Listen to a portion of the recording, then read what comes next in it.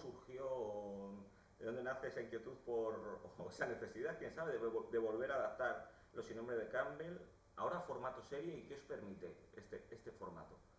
Dale.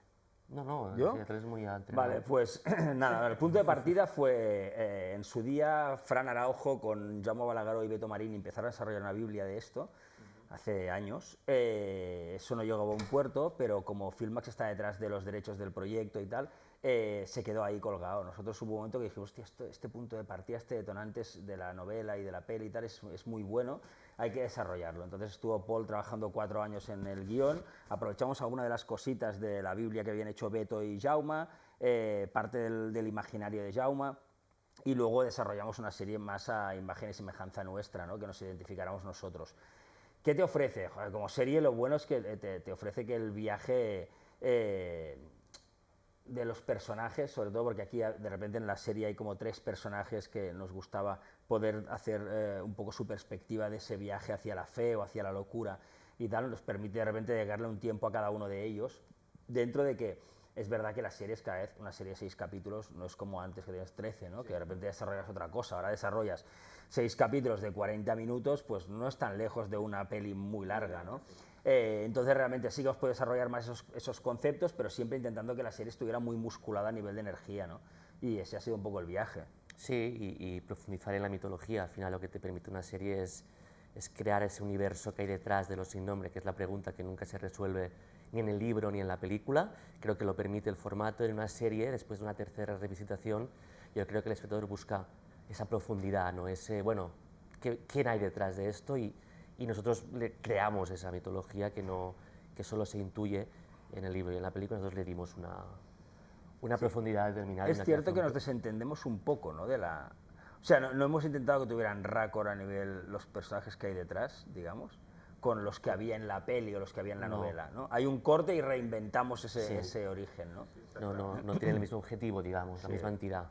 Y de hecho, vamos, algo que yo que en su momento vi la película de Balagueró, leí el libro hace mucho, bueno, me parece que aquí la mezcla de thriller psicológico y los elementos sobrenaturales gana bastante parte del thriller psicológico a lo sobrenatural y al terror, ¿no? Ahí sí que la habéis hecho un poco vuestra. ¿Cómo encontrasteis ese equilibrio? Vuestro equilibrio, que es distinto del que vimos en la gran pantalla, ¿no? Totalmente. Por impulsos, o sea, por un lado la Movistar buscaba una cosa muy concreta, que nosotros se la trajimos y nos dijeron, hostia, pues sí, pero queremos estar en ese punto. Y dijimos, para nosotros el punto donde la serie está es el equilibrio exacto entre Paul y yo. O sea, yo tiro un poco más hacia el thriller psicológico y él tiraba un poco más hacia el terror y el fantástico, la mitología, y esos elementos, luego todo evidentemente son vasos comunicantes y hay mucho más grises de lo que estoy diciendo, pero hay algo de eso que el equilibrio entre él y yo se ha colocado en ese lugar, ¿no? O sea, yo no quería ir al terror, es algo que no disfruto especialmente, pero en cambio hay algo del impacto, de la fuerza que hay detrás de según qué escenas, que sí que era poderoso y que daba sentido a la reacción emocional de los personajes, ¿no?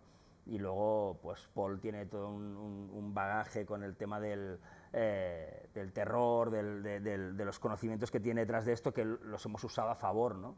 De género. Sí, puntualmente para darle este punto diferencial, yo creo, a la serie, para que no acabe en la casilla de niña desaparecida simplemente, sino que el espectador encuentre algo más refrescante o más nuevo, o incluso unas dudas, que se le generen unas dudas que van más allá del que lo hizo, ¿no? O dónde está esa niña. Sobre eso hablaremos luego, pero antes os quería hablar también de un aspecto que me ha llamado mucho la atención, y es la estética de la serie, esa atmósfera que creáis, que es fundamental, es una de las grandes fortalezas para mí en la serie. Os quería preguntar cómo armasteis todo eso y qué referentes, si es que utilizasteis algunos, tanto cinematográficos como también televisivos, porque hay series muy bien oscuritas con esta atmósfera tan pesada y tan de thriller psicológico, para armar todo este universo. Sí, y el punto de partida fue con Julián Elizalde, el director de foto, y Joan Sabater, el director de arte. El referente, cuando empezamos a buscar, acabó siendo, partíamos de la idea, es un poco Polanski. O sea, salvando todas las diferencias y con todo el respeto del mundo. Un poco Polanski, pero es verdad que también queríamos meter un elemento de setentero, en el sentido de los zooms, pero unos zooms más psicológicos, no sino una cosa de utilizar el zoom, utilizar los encadenados, utilizar esa sensación un poco angustiante y medio realista, medio muy poco realista que tenían los 70 según qué cosas, ¿no? French Connection, pero había como una serie de elementos que esto es súper realista y al mismo tiempo no lo era nada, ¿no? Y hay algo del género y ese equilibrio. En esa búsqueda del tono, creo que los 70s, Polanski, los zooms, los encadenados, el grano, hay algo de todo eso que ayuda mucho a esa sensación de como cierta opresión, ¿no? Yo creo que ese es el equilibrio. Sí. También con la música, le metimos ahí, lo pasamos por una especie de efecto de magneto, como si... ¿no? Es muy sutil, pero provoca algo psicológico en el espectador, ¿no? Entrando ya un poco en los temas que aborda la serie, no solo en la trama, sino en los temas, uno de los temas centrales es la búsqueda de la fe, la necesidad de creer en algo, ¿no? Para superar la pérdida, algo más allá de lo racional.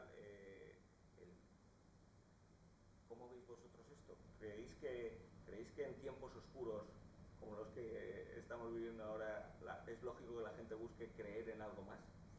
Sí, de hecho yo que doy clase en la SCAC me doy cuenta con mis alumnos, que son chavales de 20 años, que de repente aquello que mi generación, que era como el horóscopo o el tarot, quedaba aquello como de brujas de la tele, de madrugada, ahora vuelve, aunque sea desde el juego, a estar presente en sus fiestas, en su día a día, en sus comentarios. Es decir, estamos volviendo un poco en este mundo hipertecnologizado a esas cosas que no podemos explicar desde un punto de vista racional o científico.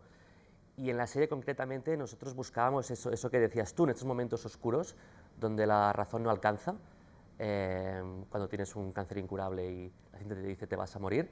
En esos momentos dramáticos es cuando yo creo que buscas esa rendija en tu propia creencia para agarrarte a lo que puedes, y lo que puedes cuando lo demás se agota es eso, es la fe en cualquier cosa, en un ser superior, en la terapia alternativa, en lo que sea que te acompañe, que te pueda sacar de esa situación, o en este caso de verte una hija que evidentemente está muerta, la ciencia te dice que está muerta. ¿Cómo puede ser posible, no? Pues cuando la ganancia es tal, ese 0,1% se convierte en un 90% para ti, vas a por ello a muerte, ¿no? Sí, yo creo que es la necesidad, ¿no? Yo estoy mucho con que cuando lo necesitas, en el día a día, si estás bien, ni te lo planteas, vives, vas, estás con los amigos, con la pareja, no sé qué, los hijos, el comer, el trabajo y tal, pero cuando necesitas, cuando tienes un sufrimiento, sobre todo creo, que parte de ahí, que es lo que les pasa a los tres personajes, que a raíz de un acontecimiento traumático, cada uno de ellos se agarra a esa idea de la fe, de creer que algo es posible, ¿no? Algo más allá de la razón, ¿no? Y hay también un equilibrio ahí con la locura, ¿no? Que yo creo que también es interesante, que la fe y la locura en el mundo racional y desde un científico no son cosas tan distintas, ¿no? O sea, si tú tienes mucha fe hasta el punto de creer en cosas que no se pueden ver, qué diferente de estar loco, ¿no? Para lo que ve la gente, los locos que ven cosas que no existen. Entonces hay algo de eso, de ese viaje hacia la locura, hacia la fe, que puede haber detrás verdad, que creo que no es tan distinto del que tenemos cada uno de nosotros cuando nos encontramos en situaciones traumáticas, ¿no? Y engarzando un poco con esto, pero elevándolo un poco, como sociedad, en estos tiempos en los que, no sé, están convulsos, ¿no? por la decisión política, escándalos de corrupción, desencanto social, estamos en un momento de tensión internacional que dicen que han sonado tambores de Tercera Guerra Mundial hace nada. ¿Entendéis o es normal que en estos tiempos haya ese auge que hablaba antes Paul, de que la gente esté tan descreída de lo racional, incluso de las instituciones, que busque algo más allá y se agarre a cualquier clavo ardiendo, ya sea algo de fe, algo de horóscopo, algo mitológico, o un líder populista, alguien que les promete? Total. Sí, yo creo que sobre todo hay una parte que es la primera que sea la que esto es una opinión súper personal, pero creo que se ha perdido la fe en las personas. O sea, el honor, la palabra, la idea de los valores, todo esto en realidad siempre están en juego. Pero están en juego en el sentido de que se los pueden pasar por el forro en cualquier momento o usarlos como argumento. Entonces, las personas que están, la política sobre todo, hay una parte de esa política que tú cuando ves a los políticos hablar, sabes que es parte de un juego, pero no es la verdad, ni siquiera la suya. Entonces, perder la fe en esas personas hace que hay dos opciones, o pierdes la fe y te vuelves un escéptico y es a la mierda todo, o decides creer a pies juntillas que el motivo por el cual están mintiendo tiene sentido, ¿no? Por lo tanto, dices, y es muy perverso, porque no tiene sentido, porque lo que conseguirán a raíz de mentir, porque estos son los míos, ¿no? La derecha, la izquierda, estos son los míos, pero como mienten por nosotros, por lo nuestro, por lo que queremos, está bien que mientan. Entonces ya nos volvemos locos. Agarrarse a creencias más que a realidades. Totalmente. Y aparte hay algo de eso, de que cuando saltas la línea, mentir es empezar a mentir. Dejar de creer es dejar de creer. Entonces realmente lo que no lo estamos consiguiendo es regresar a el confiar en las personas, confiar en que sale un político y te dice, mira, vamos a hacer esto, vamos a intentarlo. Igual nos sale los mensajes más complejos, el escuchar, todo esto es lo que hemos perdido. Entonces, ¿se agarran a la fe? Sí, nos agarramos a la fe ideológica de que detrás de todo aquello tiene un sentido, ¿no? Pero es horrible. Y luego es verdad que ya el siguiente paso es cuando te desconectas del día a día y lo que haces es agarrarte a las cartas astral, a lo que me dice el destino, a las sincronicidades, esto tiene una explicación porque según esta bruja que voy a ver me dice que... Entonces te agarras a estas cosas para poder encontrar un caminito al que seguir, ¿no? Yo lo veo trágico, o sea, no me parece una cosa de una buena época, me parece un tiempo realmente, tiempos muy oscuros, con mucha niebla. No sé si quieres añadir algo. No, está muy bien. Pues ¿Lo dejamos ya aquí? para terminar, Vale. os quería preguntar con qué sensación os gustaría que se quedara el público después de verlo sin nombre, es decir, qué conversaciones os gustaría que generara esta serie después de cuando acaben los 6 capítulos, más allá de pasar un rato muy entretenido con un buen thriller.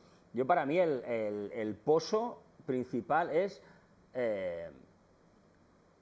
un hijo o una hija en unas circunstancias concretas, hasta qué punto tú llegarías por él y qué pondrías en riesgo. Lo digo para no hacer spoilers, sería más específico, pero no puedo. Entonces realmente hasta dónde llegarías por un hijo, ¿no?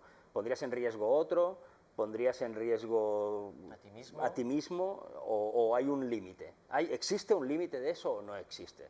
Lo que sale en plan padrazo es, no existe, ya, pero la serie te lleva a un lugar donde de repente pues, ella está embarazada, tiene otro hijo, hay cosas que dices, bueno, esto, ¿qué hago con esto? ¿No? Y esa pregunta final para mí es la base. Y esa fe de creer que todo irá bien, todo irá bien, ¿no? Pero hay un momento que dices, bueno, ya, pero esto de tirar de fe, cuando estás poniendo en riesgo a otro hijo, igual no es tan automático, ¿no? Yo desde lo funcional, en el sentido de que creo que un thriller que acabas los 6 capítulos y te los has visto en un fin de semana o en un día o en una semana, la sensación de que viaje, me bajo de la montaña rusa y necesito 5 minutos para volver a centrarme, es un valor intrínsecamente ya para mí como creador y como guionista. Creo que a veces olvidamos que la ficción también está para esto y que es muy difícil conseguirlo. O sea, si la gente se ha pegado un buen viaje con esto, yo ya me doy por satisfecho, si se siente...